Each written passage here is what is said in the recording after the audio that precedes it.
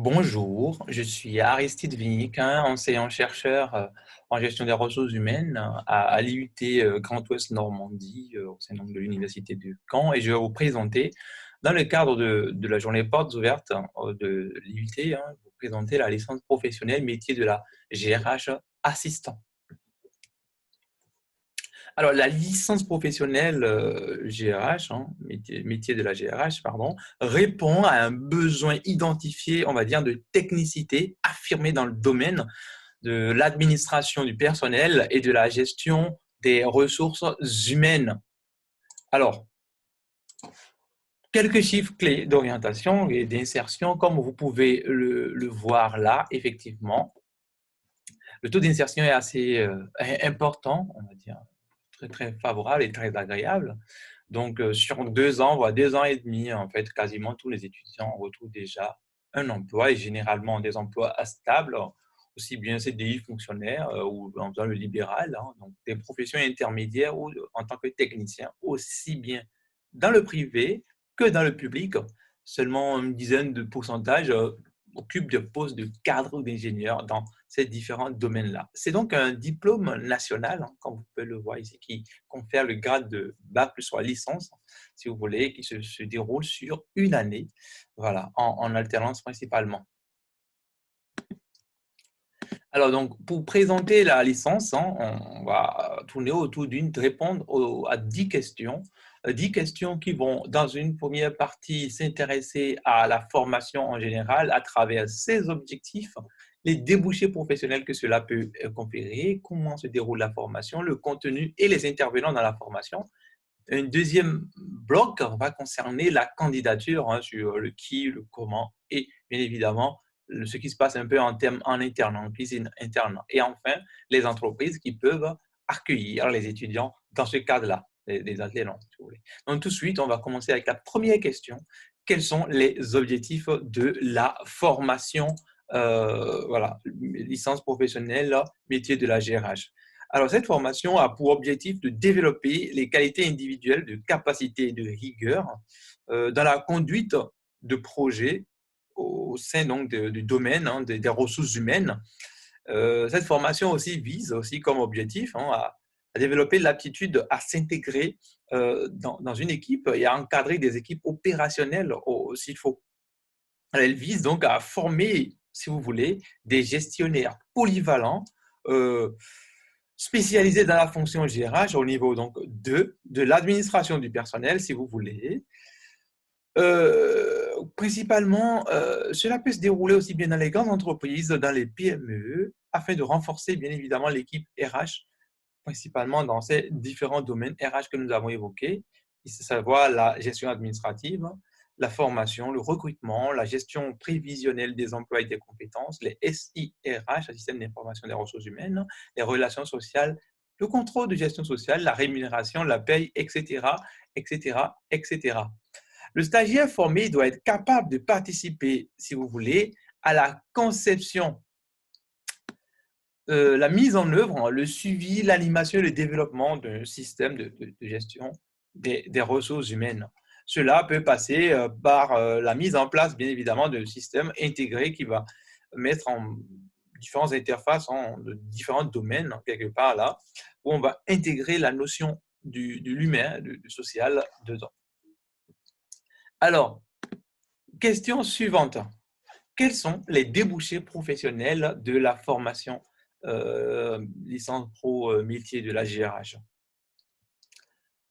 Aussi bien dans les organisations moyennes que dans les grandes organisations, nos stagiaires peuvent occuper différents postes dans des secteurs variés et divers. Ils peuvent occuper des postes dans des services RH, paye, des grandes entreprises, des gestionnaires spécialisés. Dans les PME, ils peuvent occuper des postes de gestionnaires RH polyvalents. Ils peuvent simplement être des collaborateurs dans des cabinets d'expertise comptable, mais spécialement dans le domaine de la paye et du social. Comme vous pouvez le voir là, on a quelques exemples de postes. Donc, assistant de gestion, consultant junior en ressources humaines, assistant de gestion de la paye, assistant adjoint, etc., etc., etc. Alors, comment se déroule la formation? Uniquement en alternance. contrat d'apprentissage ou contrat de professionnalisation. La formation a lieu de septembre à juin en continu et à temps plein et se passe à l'IUT Grand Ouest Normandie, pôle de Caen, le campus 2, donc à Côte de Nacre. Alors, le rythme de l'alternance, donc de septembre, on a deux parties, de septembre à décembre, généralement, c'est 2 semaines de présence en entreprise et 2 semaines de présence sur le site du campus 2 Côte de Nacre. Et puis, à partir de janvier, globalement, ça va être 3 semaines en entreprise et 1 semaine seulement à l'IUT, sauf le mois de mars, où a lieu donc les soutenances également de projets tutorés, en mi-parcours, on parlait, et qui donc font que nous avons 2 semaines en général. Nous recevons des groupes d'étudiants, nous avons au maximum vers 8 stagiaires en fait en termes de places. Comme vous pouvez le voir, cette illustration, le calendrier de 2019-2020 peut l'illustrer à ce propos-là. Alors, quel est le contenu de la formation? 450 heures d'enseignement. Donc, on le voit dans la diapositive qui va suivre, le détail donc de ces enseignements. 150 heures de projet tutoré en entreprise. C'est un sujet qui va être défini en collaboration avec le maître de stage du site et le tuteur universitaire qui vont encadrer l'étudiant. Alors, le stage pratique est obligatoire puisque la formation a lieu entièrement en alternance.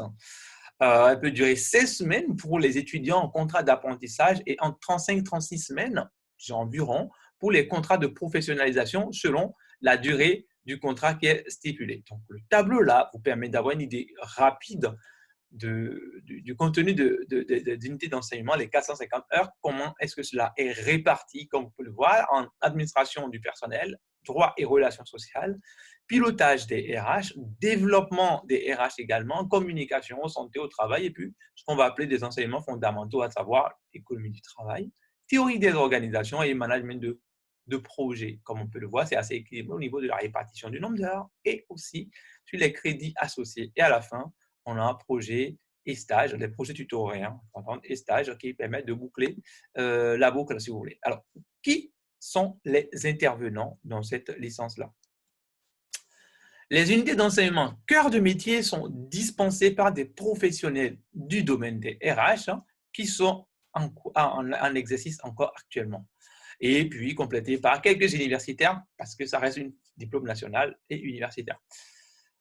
Donc, on a une forte implication de professionnels du domaine des RH qui réalisent à peu près 65% des enseignements. Donc, c'est vraiment une licence professionnelle, professionnalisant. Les professionnels assurent une expertise dans le domaine des RH et ils vont mobiliser des méthodes pédagogiques spécifiques qui sont utilisées actuellement. Alors, ces professionnels peuvent parfois servir de relais pour la recherche d'entreprises d'accueil pour des étudiants qui auraient quelques difficultés, qui peuvent arriver bien évidemment à ce moment-là. Et enfin, les enseignants-chercheurs assurent globalement et généralement des cours fondamentaux. Donc, on a un professeur des universités, donc section 05, et 4 maîtres de conférences de différentes sections universitaires.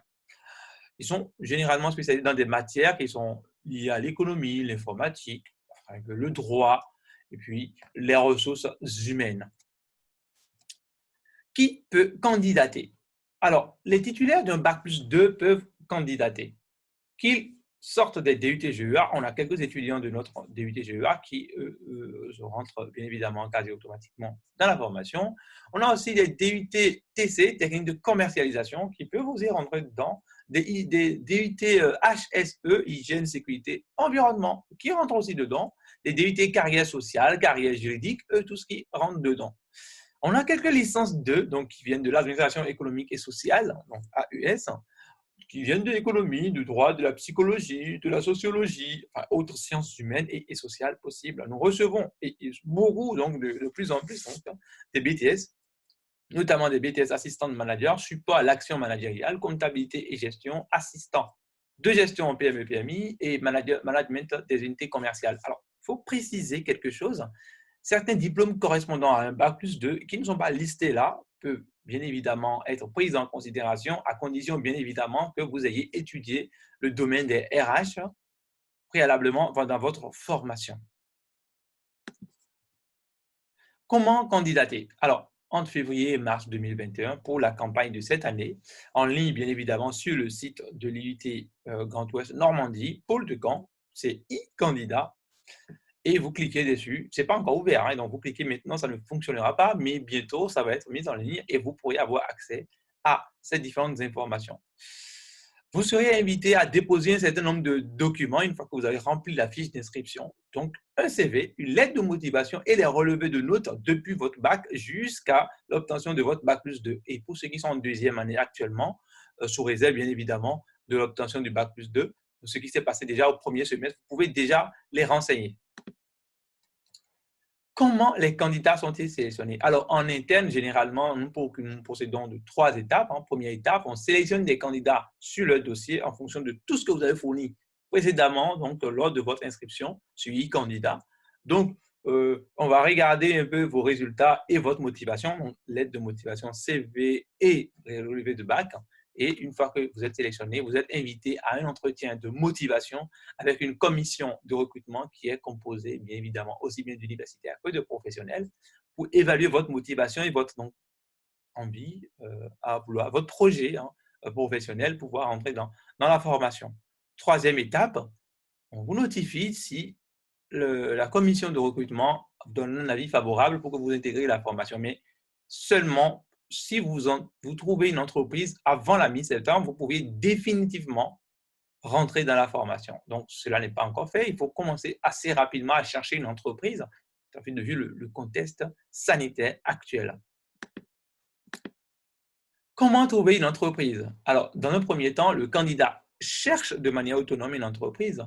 Maintenant, si votre dossier est retenu et que vous ne trouvez toujours pas d'entreprise jusqu'à cette période, bien évidemment, le service formation continue de l'IUT va vous transmettre quelques offres reçues de la part des entreprises et vous pourriez ainsi postuler en dernier recours. Mais notez très bien que c'est la décision d'embauche revient toujours à l'entreprise d'accueil potentielle. Donc, vous voulez avoir quelques idées ou quelques exemples de types d'entreprises qui accueillent nos alternants. Donc, sur l'année dernière et l'année d'avant, on peut avoir des entreprises qui sont aussi bien situées dans le département, donc le Calvados, 14, que dans la région Normandie. Donc, on peut aller plus loin dans la Manche, 50, ou alors dans le 76, donc Seine-Maritime.